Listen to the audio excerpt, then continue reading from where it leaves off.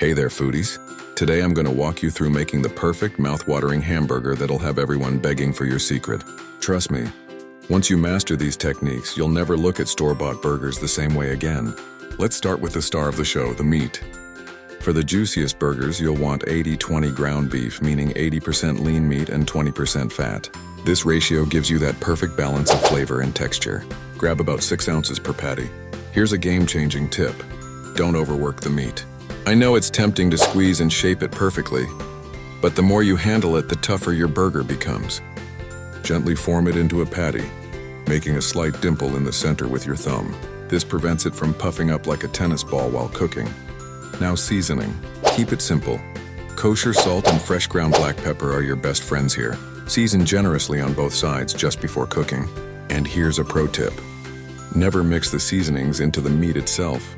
For cooking, get your pan or grill screaming hot. We're talking smoke rising hot. This creates that gorgeous crust that seals in all the juices. For medium rare, cook about 4 minutes on each side. And please, resist the urge to press down on the patty with your spatula. You're just squeezing out all those precious juices.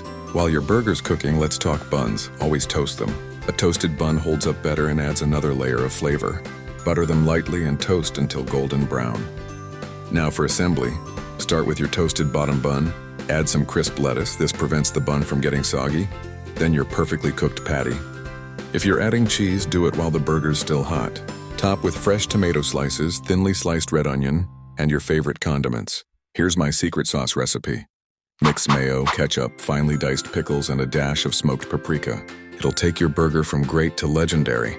Last tip, let your burger rest for a couple of minutes before serving. This lets the juices redistribute throughout the meat instead of spilling out on your first bite. And there you have it, folks. The perfect homemade hamburger.